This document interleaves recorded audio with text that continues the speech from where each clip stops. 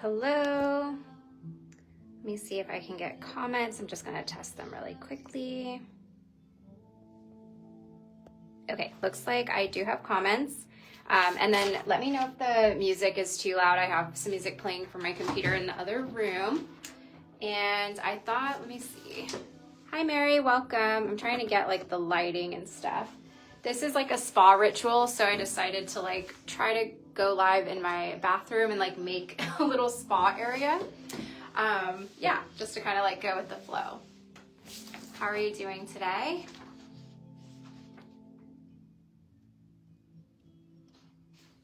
All right, so I'm gonna go ahead and get started. There's always the replay for anybody. So we're gonna talk today about Abhyanga.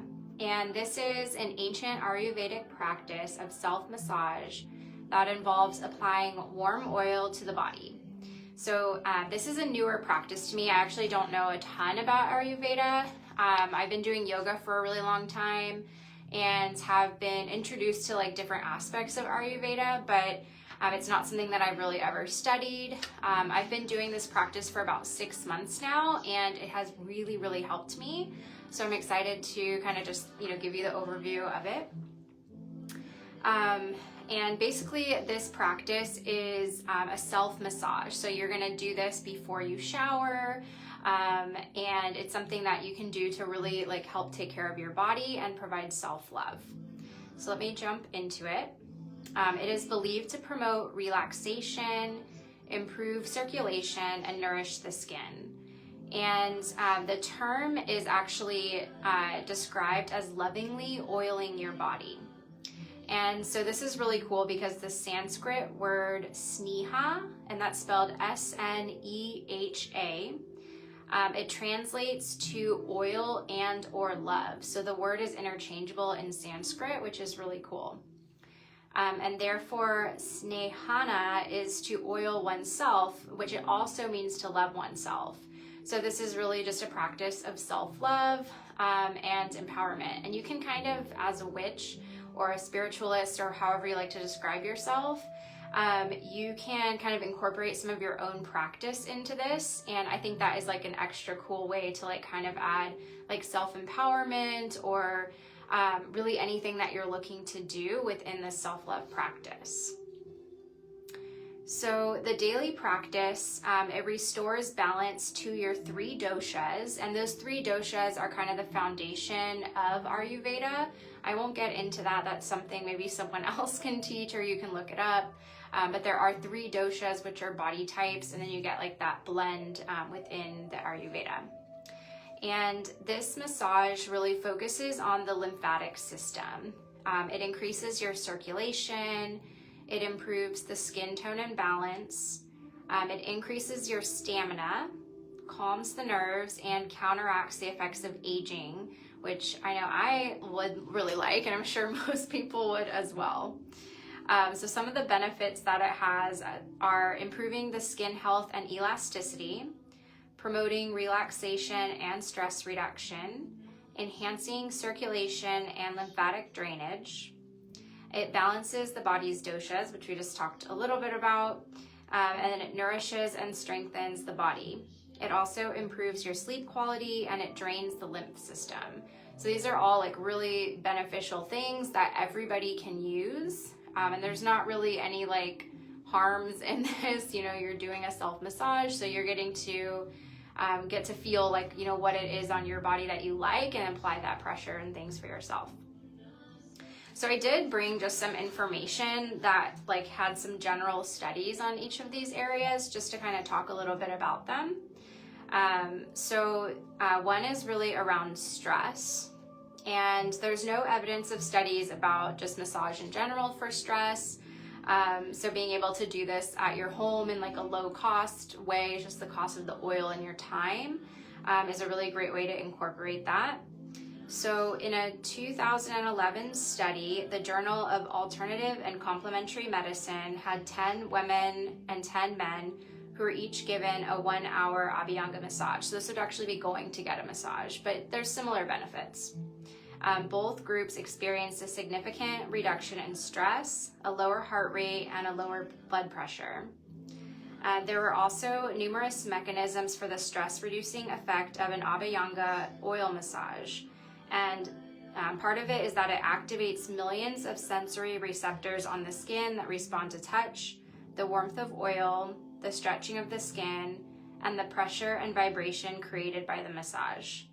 So as you apply a warm oil on the skin, it calms these sensory receptors, and it effectively turns down the noise and volume of sensory input firing from the skin into the central nervous system. So really, any type of massage uses oil, but in the Ayurvedic practice, the oil is a really integral part of this. So it does also help with your mood, and there's been new research that has been linked to certain sensory receptors in the skin and the emotional centers in the brain. So modern neurobiology has discovered receptors in the skin called C fibers that interact with the body's limbic or emotional system and the autonomic nervous system. Activation of these C fibers through light touch massage has been found to be an effective therapy for certain types of psychiatric, behavioral, and mood-related health concerns. So even, we all have some of these aspects, right?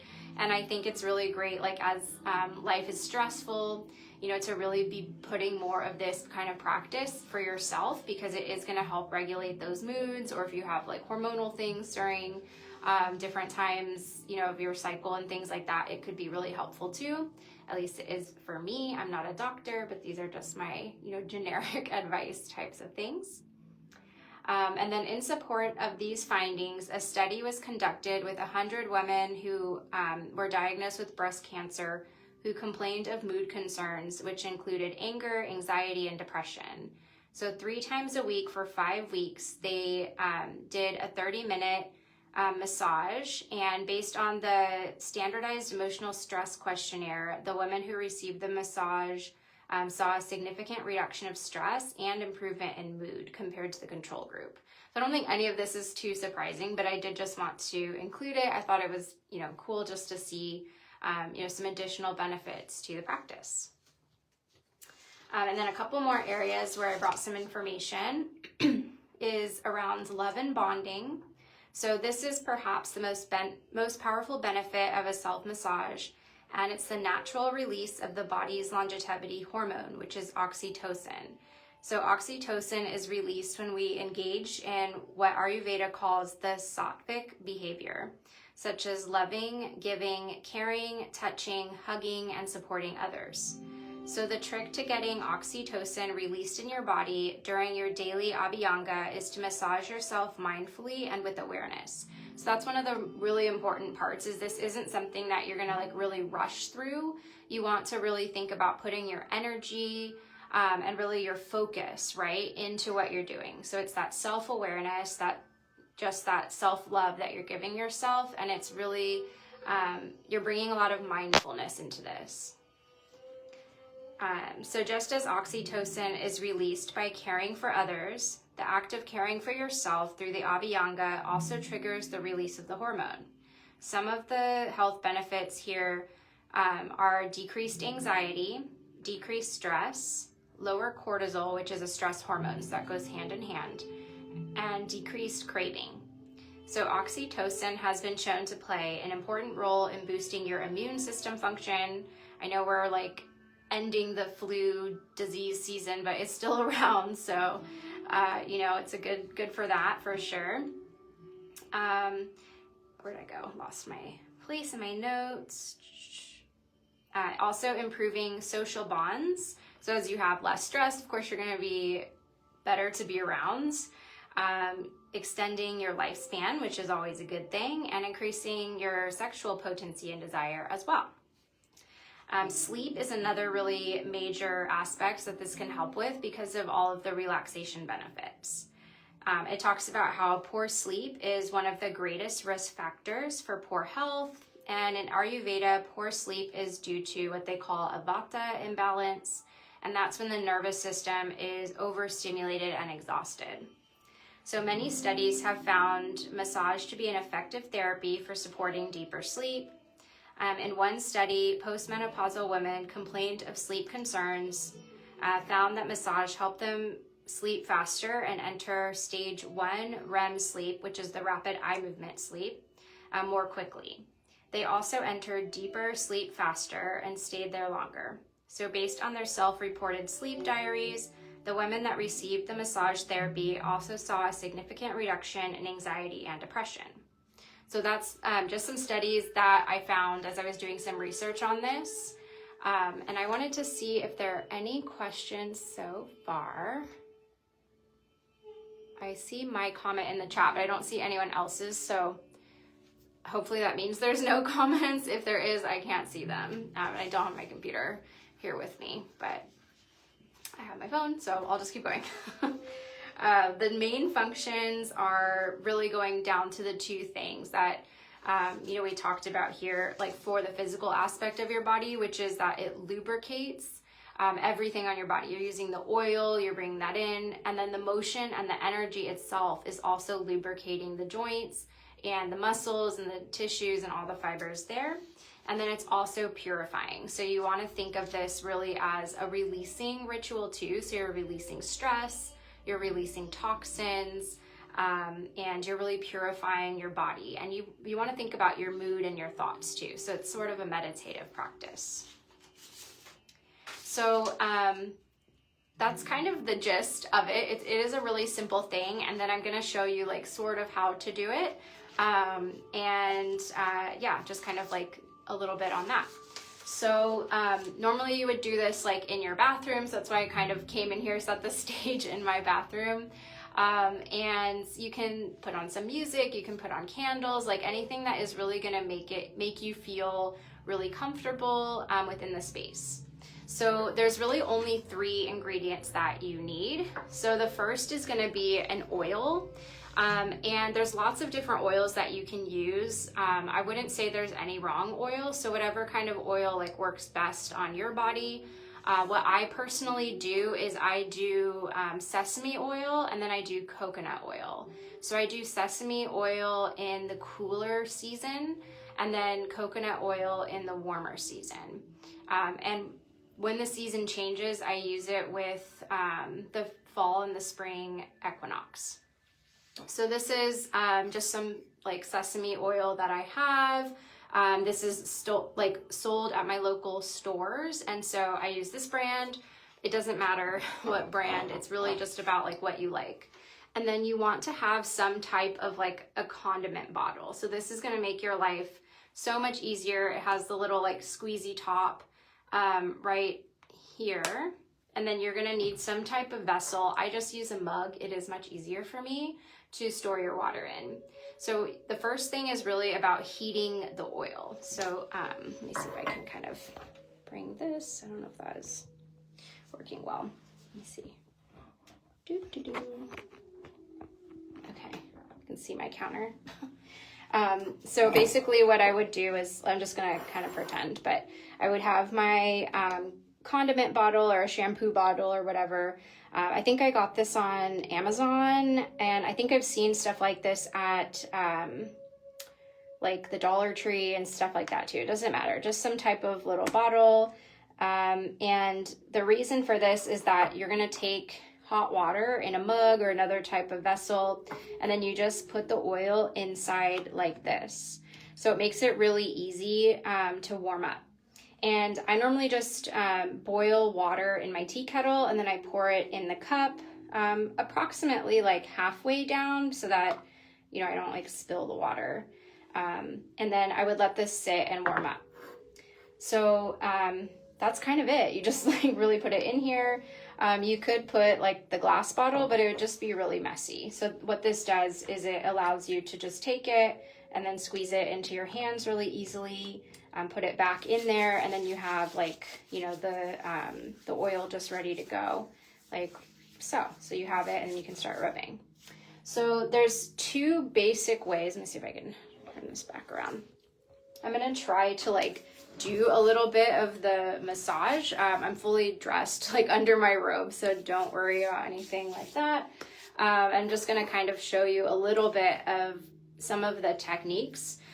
There are lots of different techniques, and there's no like right or wrong way. It's really about, these are the recommended techniques, and then you do what is going to feel best for you. And like the whole point is to make you feel good. So it's personal preference for everything.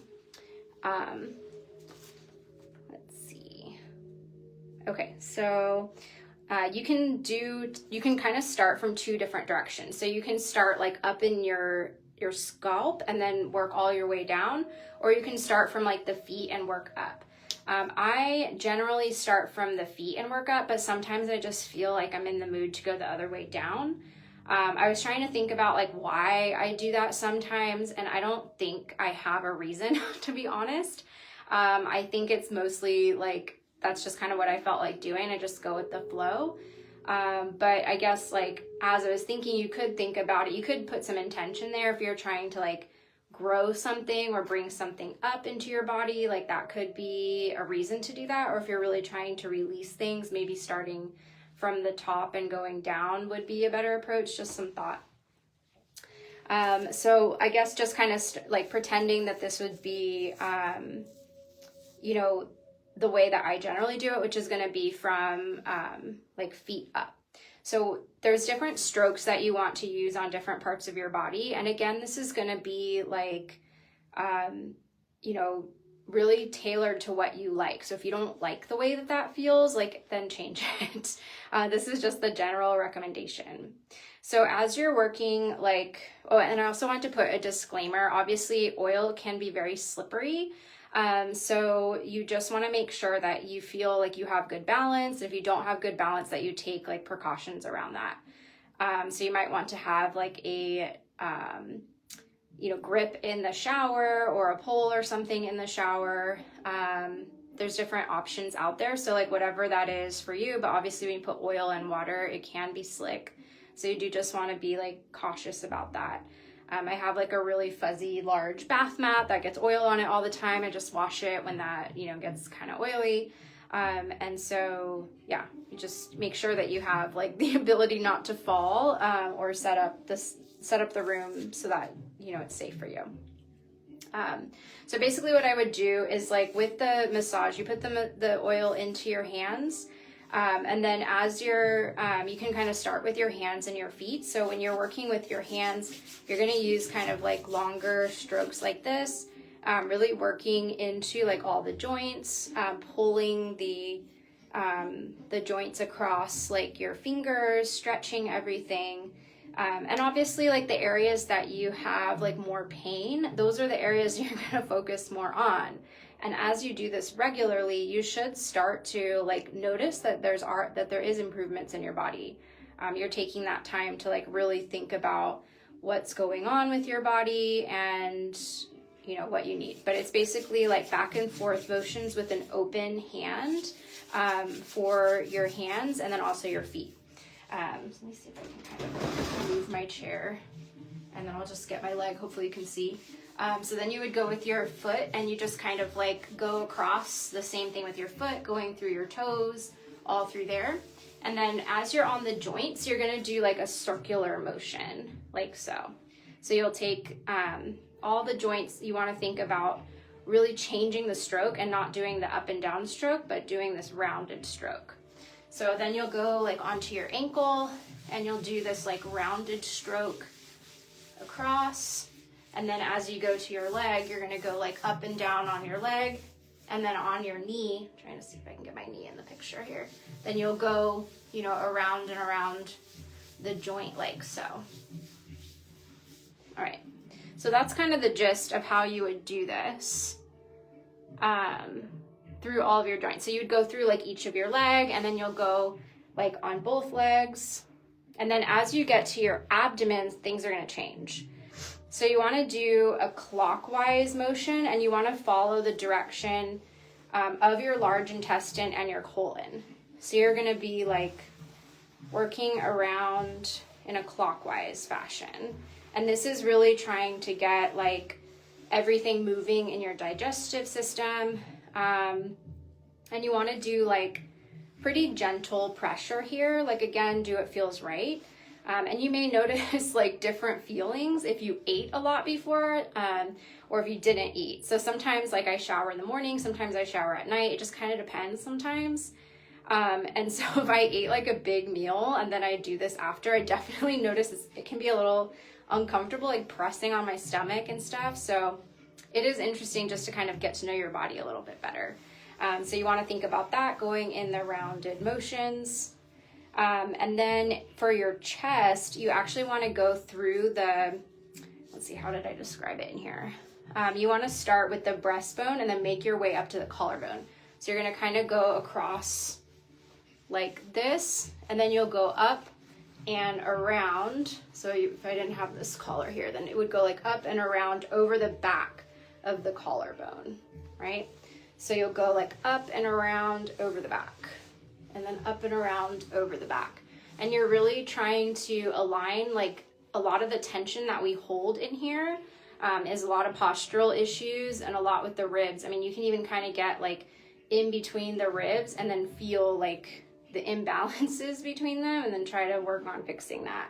So that's definitely like a really nice way to kind of work through, all of that. You can come like up and under, like through the breastbone and everything too. So those are, really good motions that you can have. In through your armpits as well. There's a lot of like lymph systems in there. So you can come in through there and really work on draining those. And then your back, I mean, you can just only do so much with your back, and it's going to depend on flexibility. But your low back, you definitely want to do like those long strokes, like on your legs. So as you come through, you're going to do like the long strokes here, really working through the low back. And then just as best as you can, like mid-back. For the shoulder, I don't know if this is actually part of the Ayurvedic practice, but sometimes I'll do kind of like a squeeze up here just to kind of try and get some of the knots out a little bit. I like that because I have shoulder issues and I have a lot of like knots in there from years of athletics and things like that. So I just have a lot of damage into my shoulders, and so being able to squeeze through that does help me personally, but again, I don't think that's actually part of the Ayurvedic practice. And then as you work on your neck, most of us carry so much tension in your neck, so you want to really be thinking about those long strokes in the back.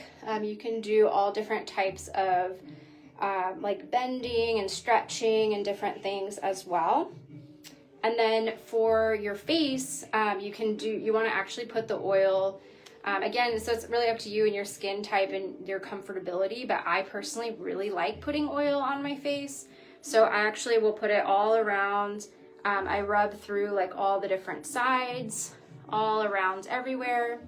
And I'm trying to always do kind of like a lifting motion through everything. So I come around, draining and lifting, sort of pushing everything back. That's how I personally like to do it.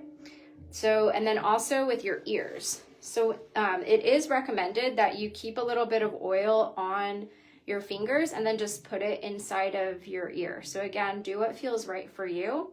I was nervous to do that at first because I'm like, I don't know if it's a good idea to put oil in your ear. But I have found that it actually has improved my ear health. So again, that is up to you. I'm not a doctor. Do what feels right. You are your own authority for your body and your healthcare. So, you just want to think about what you want to do. You want to do it on the outside. Do you want to put a little bit? It's not like you're pouring it in, okay? Like it would be just a little bit on the sides. And so, you just kind of work through that, and actually want to make sure that you really work through your jaw muscles, especially if you like clench your teeth when you're stressed or anything like that, to like really work on massaging through there. And then the oil is really good for your hair. So you want to take like a good amount of oil and just really like massage it all up into your hair, really massaging it and getting it all in through the scalp, because we do actually carry, I'm a hot mess. We do actually carry so much stress like on our scalp. And that's another really good place to use the oil. So just really putting that all up in through your hair. And then afterwards, let me grab my chair again. So after you're done, then what you want to do is try and think about like letting the oil like sit in. So this practice is ideally done daily. I can't do it daily. I am very busy. So I try to do this a couple times a week. But it really depends on, you know, what again feels right for you and what is working in your schedule. During times of stress, it's hard for me to do because like as you get stressed, you get busy. But I do notice that when I prioritize it, it does help me. So, you know, this is a ritual, but it's supposed to de-stress. So you want to make sure that it's not causing like additional stress, right? Let's see, what else do I have here? So, I mean, that is pretty much it. As you're letting the oil like seep into your skin, then you can do different things and kind of incorporate other aspects of your practice. So personally, like I normally will do some breath work. That's something that I like to do. You know, ideally you kind of let it sit maybe for like 5 to 10 minutes. You know, you can also think about the time that you're doing that as incorporating the practice too. So it just really depends on how much time you have and how much time you want to like devote to this practice. There are times when I let it sit for like maybe 15 minutes. There's other times I don't let it sit at all. I just kind of like barely have time to do the oil and then just jump in the shower. But the benefit is really slowing down and giving yourself that time. Let's see. So some ideas for that time is breath work is a really good one. Doing some type of meditation is another really good one. And another idea, I haven't really done this, but is to maybe do meditation or to do some type of divination. So you could use, you know, depends on, you're probably going to have oil on your hands. So you just want to kind of think about that. If you have cards that you're okay with getting a little bit of oil on, that could be a really great practice. Runes would be really great because wood likes oil. So if you have any type of wood products, the oil probably be really good for them. Stones and things like that, just kind of depends. But you could use different, you know, pendulums, or you could just have something that you dedicate specifically to this time if you wanted to do that. Yeah, so that is pretty much it. I don't think the comments are working. So I'm trying to see if I can see them. I can't see comments at all, but hopefully you guys enjoyed this. And oh, I see Alyssa's comment. I'm not sure, Alyssa, if you're the first comment on there, because I know sometimes it just comes in out of nowhere. So I'll check and see if there's other comments before, but I am seeing them now. So yeah, forgetting about the ears. It is a little hard to do, like the ears and the nostrils too. I actually use like a nose, I think it's in here, like a nose oil that I got from an Ayurvedic practitioner. It's in my cabinet, but it actually works so well for me too, for allergies and things like that. So I definitely encourage you to like look into those things and see like if that's an option for you. I never would have thought like oil for my ears and nostrils like would help, but it actually helps tremendously for me personally. I'm glad that you're going to be doing self-care, and Kelly, I'm glad that you're going to add it too. Yeah, in the dry season, I mean, it is really helpful because like our skin always gets so dry. I'm sure like where a lot of you guys live, it is a lot colder than where I live. So, yeah. All right. I'm glad that you enjoyed it, Mary. Thanks for joining. And I will go ahead and end that there. But if there are any other comments or anything, let me know. And thanks for tuning in. Bye.